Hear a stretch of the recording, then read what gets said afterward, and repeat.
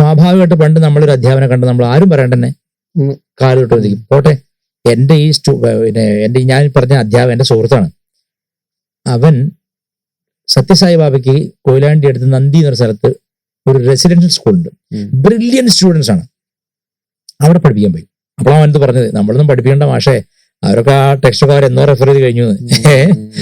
അപ്പൊ അത് കഴിഞ്ഞ് എന്നിട്ടും ഇതാ ഞാൻ വ്യത്യാസം പറയാൻ പോണത്, എന്നിട്ടും ഇവർ ബ്രില്യൻ സ്റ്റുഡൻസ് ആണ്. ഇവൻ അടിച്ചു വിടുന്ന സാധനമൊക്കെ അവർക്കറിയാം. എന്നിട്ടും ബസ് സ്റ്റോപ്പിൽ നിന്ന് ഒരിക്കൽ ഇവനെ കണ്ടപ്പോൾ ഇതിൽ 2 കുട്ടികൾ ഓടി വന്നിട്ട് കാല് തൊട്ട് വന്ദിച്ചു. എന്റെ ഫ്രണ്ട് ഒരു മുസ്ലിമാണ്. Still he felt heavenly. എന്താ കാരണം? ബാക്കി ഒരു സ്ഥലത്ത് അവനിപ്പോ കിട്ടുന്നില്ല ഈ സാധനം, റെസ്പെക്ട്. സത്യസായി ബാബയുടെ സ്കൂളിൽ പഠിച്ച കുട്ടികൾ വളരെ ബ്രില്യൻ്റ് ആണ്. അധ്യാപകനോടൊപ്പം തന്നെ ടെക്സ്റ്റുകൾ അറിയാമെങ്കിലും അവർക്ക് മൂല്യങ്ങളുണ്ട്, വാല്യൂസ്. ഈ വാല്യൂസ് ഇല്ലാത്തതാണ് ഇപ്പോഴത്തെ പ്രശ്നം. ഇൻഫർമേഷൻ ഉണ്ട്, എന്റർടൈൻമെന്റ് ഉണ്ട്, എല്ലാം ഉണ്ട്, പക്ഷെ വാല്യൂസ് ഇല്ല. അത് കൊടുത്താൽ മതി. അല്ലാതെ ഗുരു വേണമെന്ന് പറഞ്ഞാൽ if they accept it is okay, പൊതുവെ അക്സെപ്റ്റ് ചെയ്യില്ല. ഇപ്പൊ ഞാൻ പറയട്ടെ, എന്നോടൊരാൾ ചോദിച്ചു ഒരു പർട്ടിക്കുലർ ദേവതര മന്ത്രം എന്താന്ന് ചോദിച്ചു, കുറച്ച് 2 വർഷം മുമ്പേ. അപ്പൊ ഞാൻ പറഞ്ഞത് പറയില്ല, അത് പറയാൻ പാടില്ല, നിങ്ങളുടെ വഴി അതല്ല. പിറ്റേ ദിവസം എന്നോട് ആള് ചാറ്റ് GPT അങ്ങനത്തെ സാധനത്തിൽ ചോദിച്ചിട്ട് പറഞ്ഞു ഇതല്ലേ മന്ത്രം. എനിക്ക് പറയേണ്ട കാര്യമില്ല, എനിക്കെന്റെ ആവശ്യമില്ല, പറയേണ്ട കാര്യമില്ല. അതായത് ഇപ്പൊ മന്ത്രശാസ്ത്രവും അവൈലബിൾ ആണ്. പക്ഷെ ഇതിന്റെ ഒരു ടെക്നിക്ക് എന്താ വെച്ചാൽ, പണ്ട് സാമൂതിരി പറഞ്ഞ കാര്യമാണ്. ബ്രിട്ടീഷുകാർ ഇവിടെ വന്നു, എല്ലായിടത്തും കൊണ്ടുപോയല്ലോ, അടിമുട്ടി ഇവിടുന്ന് മോട്ടിച്ചു പോയി. അപ്പൊ സാമൂതിരി പറഞ്ഞത്രേ, ഞാറ്റുവേല കൊണ്ടുപോകല്ലോ, കുരുമുളക് കൊണ്ടുപോയപ്പോളേ ഞാറ്റുവേല കൊണ്ടുപോകല്ലോ. ഈ ഞാറ്റുവേല ഗുരുവിന്റെ കയ്യിലുണ്ട്. നീ എന്ത് മന്ത്രം ചോദിച്ചാൽ അത് ആക്ടിവേറ്റ് ആക്കേണ്ട വിദ്യ ആൾക്കാരാണ്. അതാണ് സ്പിരിച്വാലിറ്റി ഇപ്പോഴും പഴച്ചു പോകുന്നത്. അല്ല, ഇതും അടിച്ചു പോയേനെ, ഉള്ളത് പറയാലോ.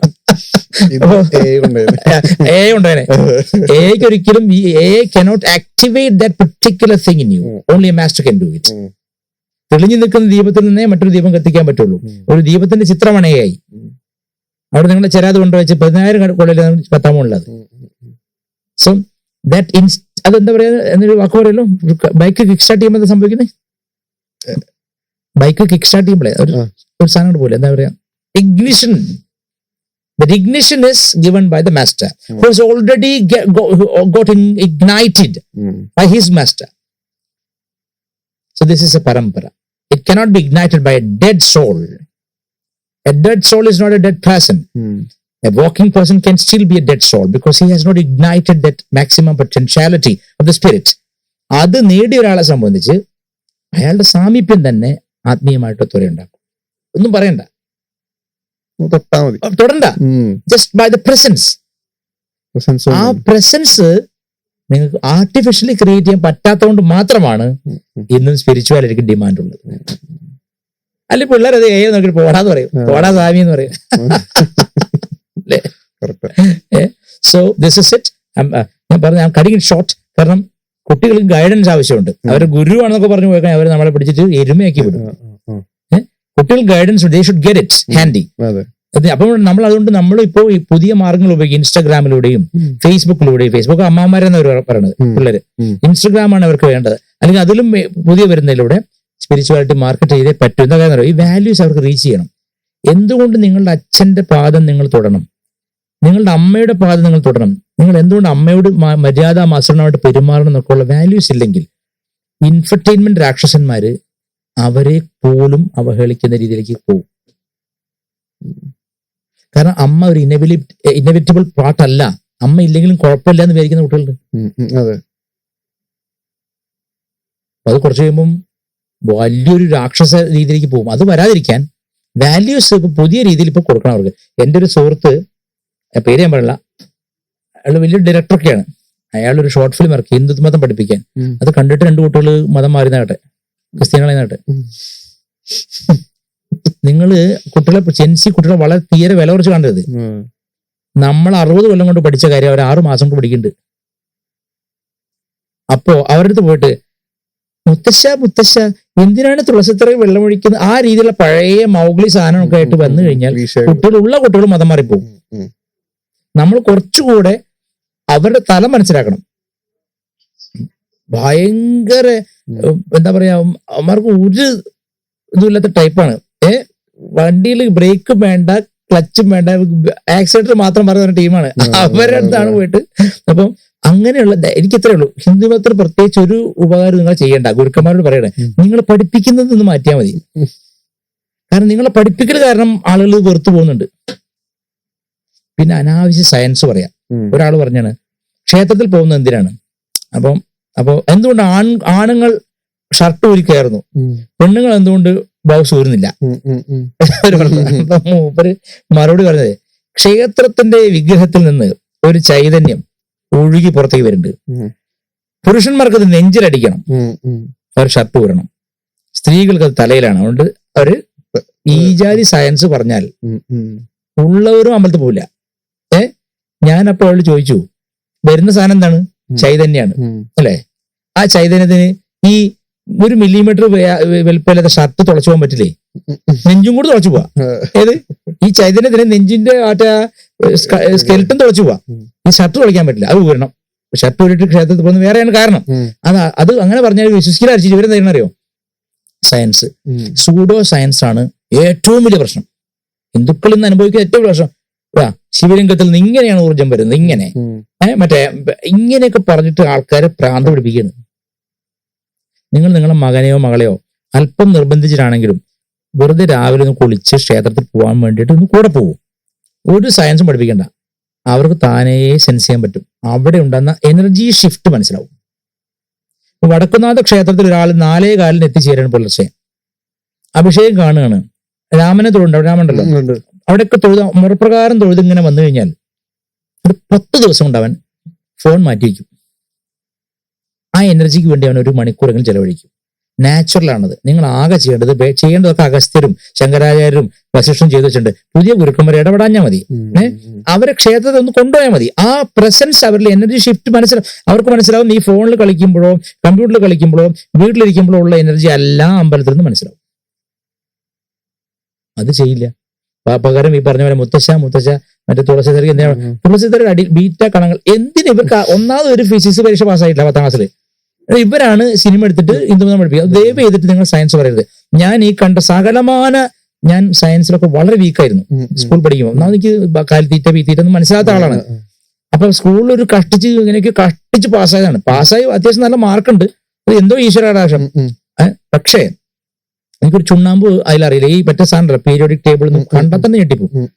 ഞാൻ എന്താ ചെയ്തറിയോ? ഡിഗ്രിക്ക് പഠിക്കുമ്പോ ട്യൂഷൻ എടുക്കണം. നേരെ പൈസ ഇല്ല. അപ്പൊ ഞാൻ ഇത് വീണ്ടും പഠിച്ചു. ഏത് 1ാം ക്ലാസ്സിലെ പുസ്തകം മുതൽ 10ാം ക്ലാസ്സിലെ പുസ്തകം വരെ രണ്ടാമത് കുത്തിയിരുന്ന് പഠിച്ചാളാ ഞാൻ. എന്തിന്? അടിസ്ഥാന വിവരം ഇല്ലാത്തതുകൊണ്ട്. ഡിഗ്രിയാണ് ഞാൻ അപ്പൊ പഠിക്കുന്നത്. പക്ഷെ എന്നോട് അപ്പൊ മറ്റേ സയൻസ് വെച്ചാൽ ഞാൻ തെണ്ടിപ്പോവും. അപ്പൊ ഞാൻ രണ്ടാമത് മാത്തമാറ്റിക്സ് വർക്ക് ചെയ്തു, രണ്ടാമത് പിന്നെ ഫിസിക്സ് വർക്ക് ചെയ്തു.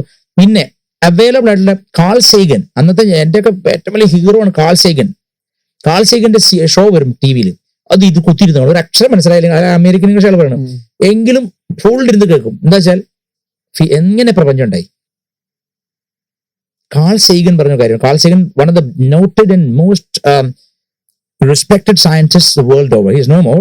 കാൾ സേഗൻ പറഞ്ഞിട്ടുണ്ട്, if at all there is a religion that has calculated the age of the universe it is the Hinduism of India.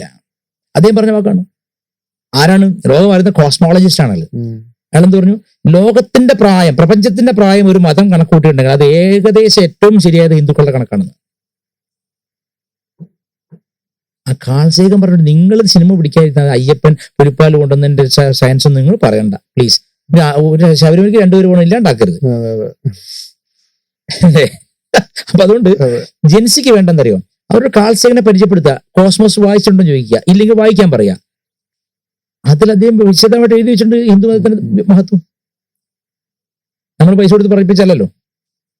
മാത്രമല്ല ഞാൻ കാൾസേഗനെ വായിക്കാൻ തുടങ്ങി കാര്യമായിട്ട്. ഡ്രാഗൺ ഓഫ് ദി ഈഡൻ എന്നൊക്കെ അങ്ങനെ ഒരുപാട് ബുക്കുണ്ട് എൻ്റെ അടുത്ത്. ഒത്തിരി എൻ്റെ ലൈബ്രറിയിൽ 6000-ത്തിലധികം പുസ്തകങ്ങളുണ്ട്.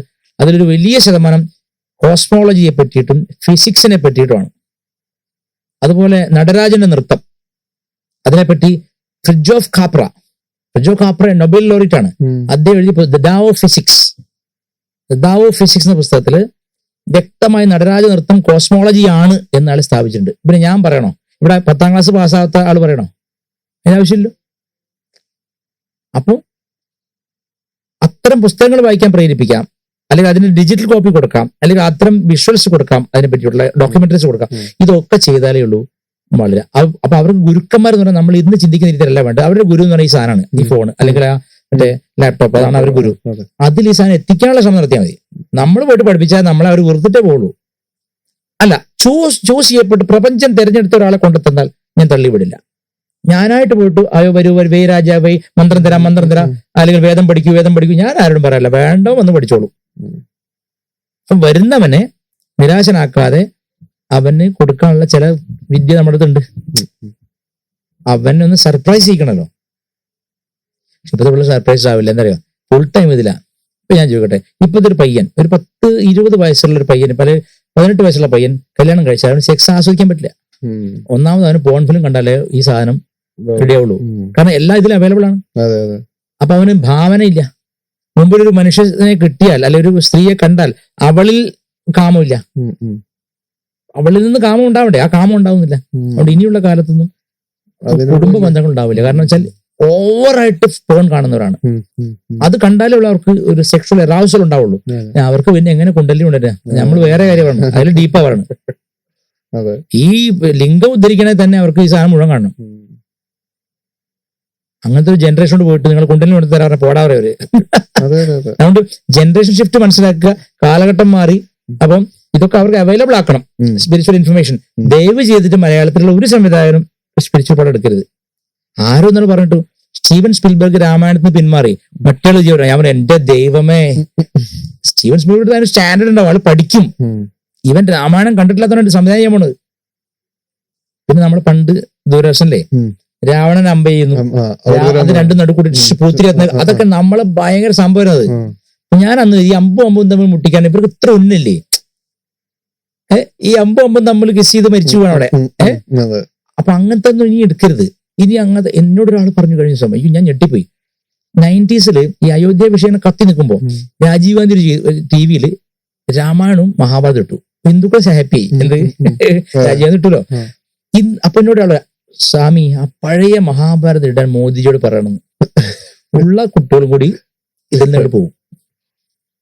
അതെന്താ ഈ അമ്പും മുട്ടലും പിന്നെ ഗത എടുത്തിട്ട് ഏട്ടോ രാവണ അതൊന്നും ആൾക്കാർക്ക് മനസ്സിലാവില്ല. ഇപ്പോഴത്തെ കാലത്തെ ജനറേഷൻ ചെറിയ കാര്യങ്ങൾ സന്തോഷമുള്ള കുട്ടികളല്ല. ചെറിയ കാര്യങ്ങൾ അവർ ആനന്ദിക്കാൻ. പണ്ടൊക്കെ നമുക്ക് വിഷു വന്നാലോ ഓണം വന്നാലോ ഒരു കുപ്പായം തുണിയാ തരിക. കുപ്പായം അന്ന് റെഡിമെയ്ഡ് ഇല്ല അത്രേ. ആ കുപ്പായ തുണി കൊണ്ടുപോയിട്ട് പിന്നെ ടൈലർ കൊടുക്കുന്നു. വിഷുവിന് മുമ്പ് തരണ ചേട്ടാന്ന് പറഞ്ഞ ആളെ കാല് പിടിക്കുന്നു. അച്ഛൻ അയാൾ തന്നില്ലേ കുടുങ്ങി നമ്മള്. പിന്നെ അനിയനുണ്ടോ കുടുങ്ങി നമ്മള്. ഒരേ മാത്രമേ ഡ്രസ് ഉണ്ടാവുള്ളൂ. അതായത് ഒരു കളി എനിക്കുള്ള അതിന്റെ ബാക്കി തുണി അവനിട്ട്, അനിയത്തിന്റെ ആൾക്കാരുണ്ട് പാവാട, അമ്മയ്ക്ക് കൊണ്ട് അടിപ്പാവാട, അങ്ങനെ ലോകം മുഴുവൻ ഒരു തുണിയായിരിക്കും. അപ്പൊ അതിൽ പോലും അത്യന്തം സന്തോഷം ഉണ്ടായിരുന്നു. ആ കൊല്ലത്ത് കിട്ടുന്ന ഒരു തുണി, അല്ലെ 2 ദീപാവലി കിട്ടുന്ന ഒരു തുണി, അല്ലെങ്കിൽ മിഠായി പാക്കറ്റ്. ഇന്ന് ഏത് മിഠായി കിട്ടാത്തത്? ഇന്ന് മിഠായി ഒന്നും വേണ്ട പിള്ളേർക്ക്. അപ്പോ എല്ലാം അമിതമായി കിട്ടിയ ലോകത്ത് ഒന്നിലും ആസ്വാദ്യതയില്ല. ആ ലോകത്തേക്ക് നമ്മൾ അനുഭവിപ്പിക്കാൻ പറ്റാത്തൊരു ഗുരു ചെന്നാൽ ആ ഗുരുവായിരിക്കും അവൻ ഏറ്റവും വലിയ ശത്രു. അല്ലേ? ശരിയല്ലേ? അതുകൊണ്ട് വേണ്ടാത്ത പണിക്ക് നിൽക്കാത്ത നല്ലത്. അവർക്ക് ഇൻഫർമേഷൻ കൊടുത്താൽ മതി, വെറുതെ വിട്ട് അവർ ഉപദേശിച്ച് കൊളാക്കണ്ട. പിന്നെ സെക്സ് ആണ് നിങ്ങൾ പറയുന്നെങ്കിൽ അതിന്റെ 69 കല അറിയുന്നവരെ പിള്ളേര് എല്ലാം അതിൽ കിട്ടുന്നുണ്ട്. അവർക്ക് അറിയാതെ ഇൻഫർമേഷൻ ഉണ്ട്. നിങ്ങൾ പഠിപ്പിക്കൊന്നും വേണ്ട. പണ്ട് വാത്സ്യായനം പറഞ്ഞു വായെടുത്ത് വർത്താൻ പറയണ്ട, എല്ലാ സാധനവും കിട്ടും. പിന്നെ സയൻസ് ആണോ അതിന്റെ അപ്പുറം അവർക്ക് കിട്ടും. അപ്പൊ നമ്മൾ എന്താ അവർ പഠിപ്പിക്കുക? So they are ultimately denying the possibility of a teacher, and they are finding their mobile phones or laptops the best teachers. Through them അതിൽ എല്ലാവർക്കും കിട്ടും. അപ്പൊ ഞാൻ ആകെ ചെയ്യാവുന്ന തരുമോ, നന്നായി ജീവിച്ച് കാണിക്കുക. വീട്ടിൽ കയറുമ്പോൾ കാലിൽ കഴുകിയിട്ട് കയറുക. അച്ഛൻ മോനെ കാല് കഴുകടാന്ന് ആക്രോശിക്കാതെ അച്ഛൻ കാല് കഴുകി മാത്രം അകത്ത് കിടക്കുക. By doing you are teaching millions. By teaching you are killing millions. മനസ്സിലായില്ലേ? അപ്പൊ അല്ലെ, കാല് കഴുകി അച്ഛൻ കയറുന്നുണ്ട്. അച്ഛൻ ആരോട് പഠിപ്പിക്കേണ്ട, കുറച്ച് കഴിയുമ്പോൾ അവനും ചെയ്തോളൂ. അങ്ങനെ ഡു ഇറ്റ്. നിങ്ങൾ ഗുരുക്കന്മാർ മര്യാദയ്ക്ക് ജപിക്കുക, മര്യാദയ്ക്ക് നിങ്ങൾ സ്പിരിച്വൽ ആയിട്ടുള്ള ആളുകളാവൂ. Then they'll automatically follow. കാരണം അവർക്ക് അൾട്ടിമേറ്റ്ലി പിന്നെ ഒരു കാര്യം പറ്റിയ ട്രംപിനെ കണ്ടാൽ മോദിജിക്ക് മാത്രമേ ഇപ്പോൾ അതിന് പറ്റുള്ളൂ, നമുക്കൊന്നും പറ്റില്ല. അദ്ദേഹത്തിനോടുള്ള റിക്വസ്റ്റ് എന്താ വെച്ചാൽ ട്രംപിനെ കാണുമ്പോൾ മൈ ഡിയർ ഫ്രണ്ട് ദയവ് ഇത് ഒരാഴ്ച ഇന്റർനെറ്റ് എങ്ങനെയെങ്കിലും ഒന്ന് കട്ട് ചെയ്ത് തരണം ലോകം മുഴുവൻ. അങ്ങനെ ആകുമ്പോൾ കുറെ പേര് നന്നാവും, നിവൃത്തിയില്ലാണ്ട് നന്നാവും. അതാണ് അത്രേ പറ്റുള്ളൂ. There is an emergency. There is an emergency in this because there should be.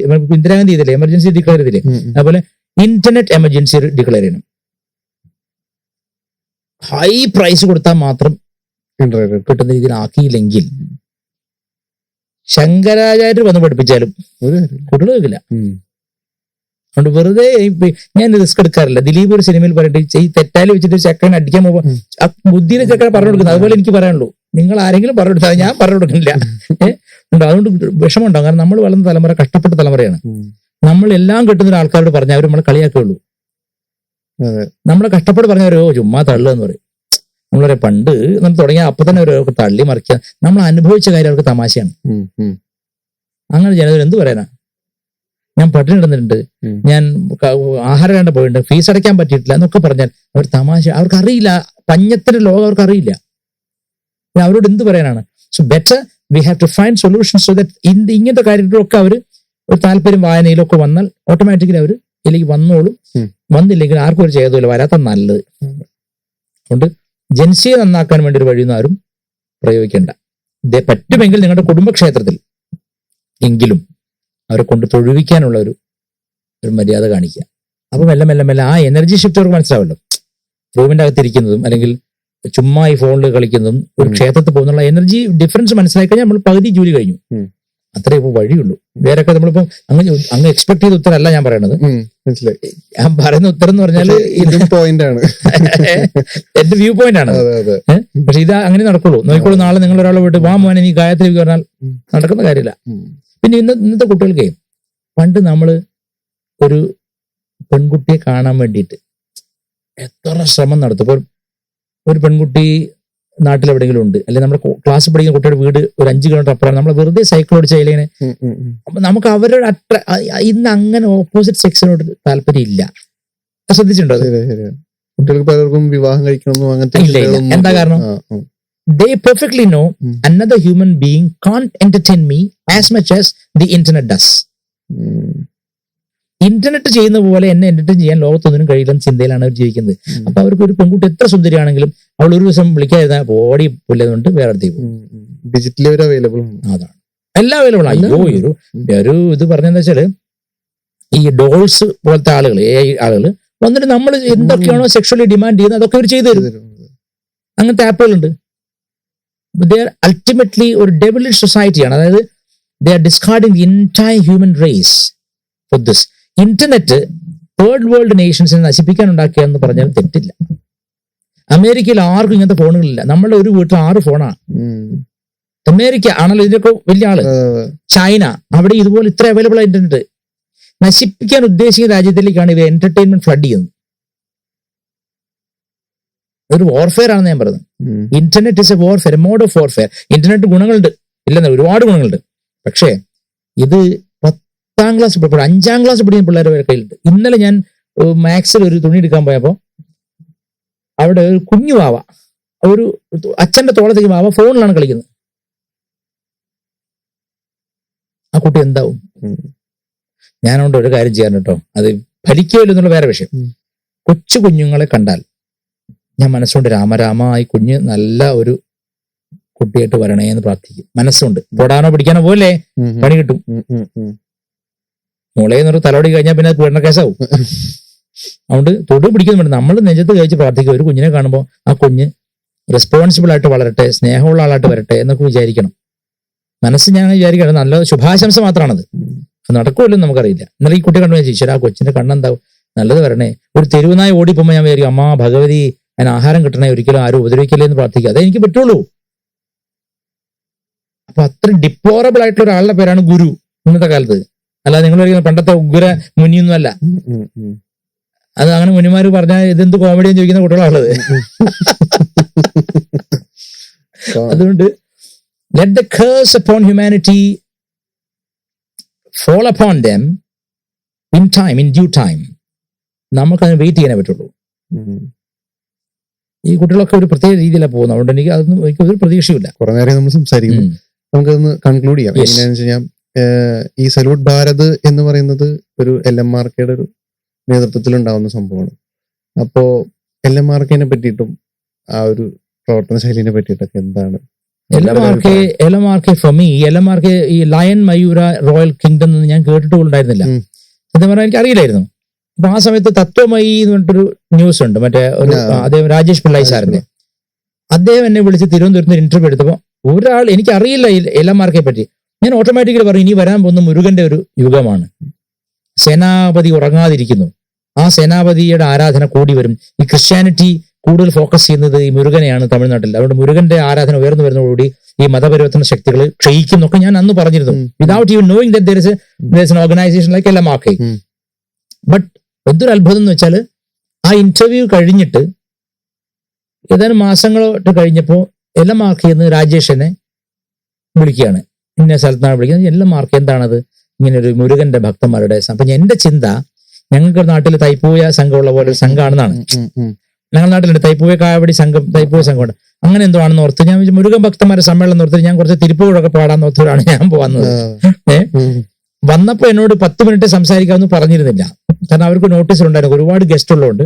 Kollam Thulasi, MK Ramachandran, അങ്ങനെ വലിയ വലിയ ആളുകൾ, ശങ്കുട്ടിദാസ് ഒക്കെ ഉള്ളപ്പം 10 മിനിറ്റ് സംസാരിക്കാവുന്ന ഒരു നോട്ടീസിൽ എഴുതിയിരുന്നു. I didn't get the notice. ആ സമയത്ത് കോയമ്പത്തൂരിൽ നിന്നാണ് ഞാൻ അന്ന് വന്നത് പരിപാടിക്ക്. അപ്പോൾ ട്രെയിൻ ലേറ്റ് ആയി പോയപ്പോൾ ഞാൻ നേരെ സ്റ്റേജിലേക്ക് കയറി. I didn't even see the notice. അങ്ങനെ അവിടെ ഇരുന്നോടെ എന്റെ പേരും വിളിച്ചു. ഒരു 10 മിനിറ്റ് കണ്ടറിയാൻ വേണ്ടിയോ. ഞാൻ പോയിട്ട് അരമണിക്കൂർ കണ്ട് അലക്കി. എനിക്ക് അറിയില്ലായിരുന്നു, സമയപരിധി അറിയില്ലായിരുന്നു. ഞാൻ അരമണിക്കൂർ കണ്ട് സംസാരിച്ചു. മുഖ്യ പ്രഭാഷണം ഞാനാണ് എന്റെ ചിന്ത. പക്ഷെ എന്തോ ഒരു തമാശ നടന്ന എൻ്റെ ഇടയ്ക്ക്. തലേന്ന് ഒരു പാക്കറ്റ് എനിക്ക് വീട്ടിൽ വന്നു.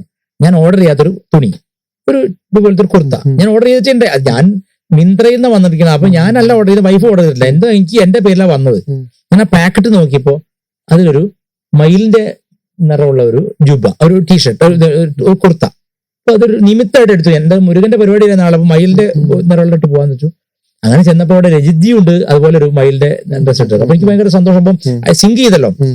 പിന്നെ ആ പരിപാടി കണ്ട് എനിക്കൊന്നും തലയും പാലും അറിയാതെ ഞാൻ ചില സിനിമ ജഗതി അഭിനയിക്കുന്നുണ്ട്. ജഗതി 10 സിനിമയ്ക്ക് ഇത് കൊടുക്കും. എന്നിട്ട് ഒരു ഡയലോഗ് ഇവിടെ പറഞ്ഞിട്ട് അടുത്ത വണ്ടി കയറി അയാൾക്ക് കഥ മൊത്തം അറിയില്ല എന്ന് പറഞ്ഞാൽ എനിക്കൊന്നും അറിയാതെയാണ് ഞാൻ പോയിട്ട് ഈ LMRKയുടെ പരിപാടി പങ്കെടുത്തത്. പക്ഷെ എനിക്ക് ചെന്നപ്പോ ഒരു സംഘടനയിലാണെങ്കിലും ഒരു സ്ഥലത്താണെങ്കിലും എത്തിപ്പെടുമ്പോൾ നമുക്കൊരു വൈബ് അവിടെ നിന്ന് കിട്ടുമല്ലോ, ഒരു പോസിറ്റീവ്. അവിടെ ചെന്നപ്പോ എനിക്ക് എന്തൊന്നില്ലാത്തൊരു സന്തോഷം. വെച്ചാൽ ഞാൻ എന്റെ തന്നെ ആളുകളെ കണ്ടെത്തി അങ്ങനെ തോന്നുമല്ലോ, നമ്മുടെ ഹേർഡ്. അങ്ങനെ I have found my heard എന്ന് തോന്നി എനിക്ക് ചെന്നപ്പോ. രജിത് കുമാർ ആദ്യമായിട്ട് കാണാണ്. ആരാ അന്ന് പുസ്തകവും ഞാൻ വായിച്ചിട്ടില്ല. ഇത് ഈ യുഗപ്പുറവിൽ അന്ന് വായിച്ചിട്ടേ ഇല്ല. പുസ്തകം എഴുതുന്നത് പോലും എനിക്കറിയില്ലായിരുന്നു. ഇദ്ദേഹത്തിനെ കണ്ടപ്പോ എനിക്ക് ഈ പഴയ കമലഹാസന്റെ ഒരു മുഖമാണല്ലോ. അപ്പൊ ഞാൻ കണ്ടപ്പോ എനിക്ക് തോന്നി ഒരു ജെന്യുവൻ ആണ്.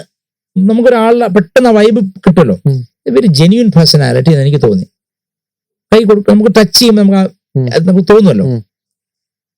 പിന്നെ കോണ്ടാക്ട് ചെയ്യണമെന്നോ പിന്നെ വിളിക്കണമെന്നോ അയാളെ ഇനി കാണണമെന്നൊന്നും ഞാൻ ആഗ്രഹിച്ചിട്ടില്ല. സത്യം. ഒരു പരിപാടിക്ക് വിളിച്ചു, ഇനി വിളിച്ചാലും ഇല്ലെങ്കിൽ എനിക്ക് കുഴപ്പമില്ല, അങ്ങനെയാണ്. പക്ഷെ ഗുരുവായൂർ ഞാൻ ആ പ്രസംഗം കഴിഞ്ഞിട്ട് താഴേക്ക് ഇറങ്ങി. അപ്പൊ രാജേഷൊക്കെ അറിയാതെ ഒരുപാട് പേര് അങ്ങോട്ട് പൊതിഞ്ഞു. ശരിക്കും പറഞ്ഞാൽ പൊതിയായിരുന്നു, അത്ര ഇഷ്ടം അവർക്കൊക്കെ. അപ്പൊ തോന്നി എന്തോ my message is getting across, my message is getting it's right niche എന്ന് തോന്നി എനിക്ക്. അങ്ങനെ ഞാൻ അത് കഴിഞ്ഞ് ഊണൊക്കെ കഴിച്ച് ഞാൻ അവിടെ അതിൽ നിൽക്കാണ്ട് ഞാൻ തിരിച്ചു പോവുകയും ചെയ്തു. പോയപ്പോഴും എനിക്ക് മുരുകന്റെ ഒരു വല്ലാത്തൊരു ഒരു പ്രസൻസ് അവിടെ ഉണ്ട് എന്ന് തോന്നി. അപ്പൊ അത് നിസ്സാരമല്ല ഒരാൾ മുരുകന്റെ ഒരു പ്രസൻസ് അങ്ങനെ വരണമെങ്കിൽ. ഞാൻ ഇന്നിപ്പോ വരുമ്പോഴും വഴി തെറ്റിയിട്ടാണ് പല സ്ഥലത്തും പോയിട്ടാണ് വണ്ടി. ഇങ്ങോട്ടൊരു മയിലിരിക്കുന്നു അവിടെ, വലിയൊരു മയില്. അപ്പൊ റെയർ അല്ലേ ഈ ടൗണിൽ ഇങ്ങനെ ഒരു. അപ്പൊ ഇതൊരു കറക്റ്റ് LMRKയുടെ എല്ലാ പരിപാടിയിലും അങ്ങനത്തെ എന്തെങ്കിലും ഇൻഡിക്കേഷൻ എനിക്ക് കിട്ടാറുണ്ട്. ഇന്നിവിടെ വന്നപ്പോ പോലും അതുണ്ട്. അത് കഴിഞ്ഞ് പിന്നെ ഞാൻ പഴനിയിലെ പരിപാടി എന്നെ വിളിച്ചു. പഴനിയില് എനിക്ക് വലിയ സന്തോഷം. പഴനി നമ്മുടെ എല്ലാ കാലത്തെ ഏറ്റവും പ്രിയപ്പെട്ട ഒരു ആത്മീയ കേന്ദ്രമാണ്. പഴനി പോയപ്പോ എനിക്ക് ഒന്നുകൂടി അത് ഡബിളായി. കാരണം ആ വേദികളും അവരൊരുക്കുന്ന വേദികളാവട്ടെ, അവർ എല്ലാറ്റിലും ഒരു മുരുകൻ്റെതായ ഒരു കയ്യൊപ്പുള്ളതായിട്ട് തോന്നി എനിക്ക്. അതെന്റെ നേരിട്ട് അനുഭവം. എന്നോട് വേറെ പറഞ്ഞതല്ല, എന്നോട് ഇൻഫ്ലുവൻസ് ചെയ്തതല്ല. ഇന്നേ ദിവസം വരെ ട്രെയിൻ ടിക്കറ്റിന്റെ അല്ലെങ്കിൽ ഫ്ലൈറ്റ് ടിക്കറ്റിന്റെ കാശല്ലാതെ അവരെടുത്തുന്ന ടിക്കറ്റ് അല്ലാതെ ഒരു പൈസയും ഞാൻ വാങ്ങിയിട്ടില്ല, അവർ തന്നിട്ടുമില്ല. ഇല്ല, അങ്ങനെ എന്നെ ഇൻഫ്ലുവൻസ് ചെയ്യാം. അങ്ങനെയാണ് ഞാൻ ഈ പാർട്ടിക്കാരോട് വന്നാൽ പോരെ, ഇതിലും കൂടെ കാശുണ്ടായിക്കൂടെ? അങ്ങനെയല്ലേ എല്ലാവരും MLA ആവാൻ ദാഹിക്കുന്നത്? ജനങ്ങളെ സേവിക്കാനുള്ള ദാഹം കൊണ്ടാ. എനിക്ക് എങ്ങനെയെങ്കിലും മറ്റേ സിനിമ പറയുന്നത് എങ്ങനെയെങ്കിലും എന്നെ ഒരു നടനാക്കി മാറ്റണം എന്ന് പറഞ്ഞവര് അങ്ങനെയാണ്. ഇപ്പൊ എങ്ങനെയെങ്കിലും എന്നെ MLA ആക്കൂ, ഞാൻ ജനങ്ങളെ സേവിച്ച് മരിക്കട്ടെ എന്ന് ഒരു ഗാന്ധിജിമാരുടെ എണ്ണം എത്രയാണ് ഇവിടെ? ഒക്കെ കാശുണ്ടാക്കാനല്ലേ, അല്ലാണ്ട് എന്താണത്? ഇത് സ്വയം കൈയിട്ട് വരാനുള്ള അവസരമല്ലേ ഇത്? അല്ലാണ്ട് എന്താണ് ഈ ജനാധിപത്യത്തെ ഇത്ര അപഹാസ്യമാക്കുന്നത്? അല്ലാണ്ട് ജനങ്ങളെ സേവിക്കാൻ മുട്ടിയിട്ട് നിൽക്കാൻ വയ്യാതെയാണോ അവര് നിൽക്കുന്നത്? അല്ല. അപ്പൊ എനിക്ക് വേണമെങ്കിൽ കാശുണ്ടാക്കലായിരുന്നു ലക്ഷ്യമെങ്കിൽ ഏതെങ്കിലും പാർട്ടിയുടെ കൂടെ നിന്നാ പോരെ? അത്യാവശ്യം സംസാരിക്കാനും അറിയാലോ. ഞാൻ അത് തെരഞ്ഞെടുത്തില്ല. എനിക്കറിയാം അത് കാപട്യാണെന്ന് അറിയാം. എല്ലാ മാർക്ക് ഞാൻ സ്തുതിക്കുന്നത് അവരെ കൊണ്ട് എനിക്ക് എന്തെങ്കിലും ഗുണം ഉണ്ടായിട്ടില്ല. അങ്ങനെ ഗുണം ഉണ്ടെങ്കിൽ ഞാൻ പറയൂല. എനിക്ക് അതിന്റെ താല്പര്യമില്ല അങ്ങനത്തെ. അങ്ങനെ പഴനി പോയപ്പോഴും വളരെ പോസിറ്റീവ്, വെരി പോസിറ്റീവ് ആയിട്ടുള്ള ചില അനുഭവങ്ങൾ എനിക്കുണ്ടായി. ഒരു അല്ലലും ഇല്ലാതെ ഞാൻ പങ്കെടുക്കുന്ന ഒരേ ഒരു പരിപാടി ഇവരുടേതാണ് എല്ലാമാർക്കും. ബാക്കി എന്തെങ്കിലും ഒരു മുട്ടെനിക്കുണ്ടാവും. ഇവരുടെ പരിപാടി പോയാൽ എനിക്ക് ഒന്നും അറിയണ്ട. കൊച്ചു കുഞ്ഞിനെ പോലെ സന്തോഷവാനാണ്. അത് കഴിഞ്ഞിട്ട് ഡൽഹിയിൽ പോയി. റീസെന്റ് ഞാൻ സുനിൽ വടയാർ എല്ലാവരും കൂടി പോയി.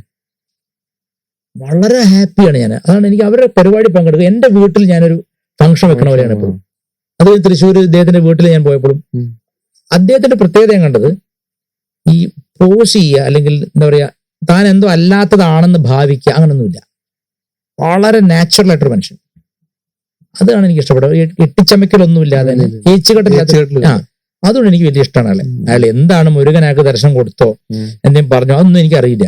പക്ഷെ അയാൾ പോകുന്ന റൈറ്റ് ട്രാക്കിലാണെന്ന് എനിക്ക് ഈ കുറെ ദിവസത്തെ അനുഭവം കൊണ്ട് എനിക്ക് എൻ്റെ ഉള്ളിലുണ്ട്. കാരണം വെച്ചാൽ അയാൾക്കൊരു സ്വന്തമായിട്ടൊരു പോസിങ്ങോ ഞാൻ ഒരു ഒരു ഏച്ചുകെട്ടുള്ള ആളല്ല അയാൾ. അങ്ങനെ ഒരു കള്ളം പറയാൻ പറ്റില്ല. കാരണം അദ്ദേഹത്തിന് അമ്മയും ഇപ്പോഴാണ് ഞാൻ അറിയുന്നത് അതിന് അമ്മയും വലിയൊരു ഉപാസകയായിരുന്നു എന്ന് ഞാൻ പിന്നെയാണ് സന്യാസം എടുത്തു ആ അമ്മ. അപ്പൊ അത് വെറുതെ അല്ല അദ്ദേഹത്തിന് ഈ ചിന്ത വരുന്നത്, പെട്ടെന്ന് ഔട്ട് ഓഫ് ദ ബ്ലൂ വന്നതല്ല. മുരുകൻ അങ്ങനെ ഒരു അനുഗ്രഹം കൊടുത്തിട്ട് തന്നെയാണെന്ന് എനിക്ക് തോന്നുന്നു, വളരെ കാര്യമായിട്ട് തോന്നുന്നു. പിന്നെ അതിനെതിരെ ഒരുപാട് പേര് ഇങ്ങനെ എഴുതിയും അതിന് ഞാൻ രജിത്ജിയെ സപ്പോർട്ട് ചെയ്തതിന്റെ പേരിൽ ഒരു യൂട്യൂബർ എനിക്കത് വിളിക്കാതെ തെറിയുന്നില്ല. രജിത് കുമാറിനെ ഞാൻ സപ്പോർട്ട് ചെയ്തെന്ന പേരിൽ പോലും എനിക്ക് അതൊന്നും ഞാൻ പിന്നോട്ട് പോകുന്നില്ല. ഞാൻ എപ്പോഴും മനസ്സിലാക്കുന്നത് മുരുകന്റെ ആ സർവ്വദേവ സൈന്യാധിപതി ആയിരിക്കുന്ന ആ ഭഗവാന്റെ ഒരു അനുഗ്രഹം അവരുടെ കൂടെ ഉണ്ട്. അത് എത്രത്തോളം കാലം ഉണ്ടോ അത്രത്തോളം ഞാനും അവരുടെ കൂടെ ഉണ്ടാവും. അത്രയേ ഉള്ളൂ. നമ്മുടെ ഇന്നത്തെ വലിയ പോഡ്കാസ്റ്റ് ഇവിടെ അവസാനിക്കുകയാണ്. ഭക്തിയും യുക്തിയും ചേർന്ന് ചിന്തിക്കുന്നിടത്താണ് ആത്മീയത ജീവശാസ്ത്രമാവുന്നത്. ഈ ഒരു ചെറിയ അറിവല്ല, അതൊരു വലിയ അറിവ് തന്നെ നമുക്ക് പകർന്നു നൽകിയ ഗുരുമൂർത്തിജിക്ക് സല്യൂട്ട് ഭാരതിന്റെ പ്രത്യേക നന്ദി. സല്യൂട്ട് ഭാരത്.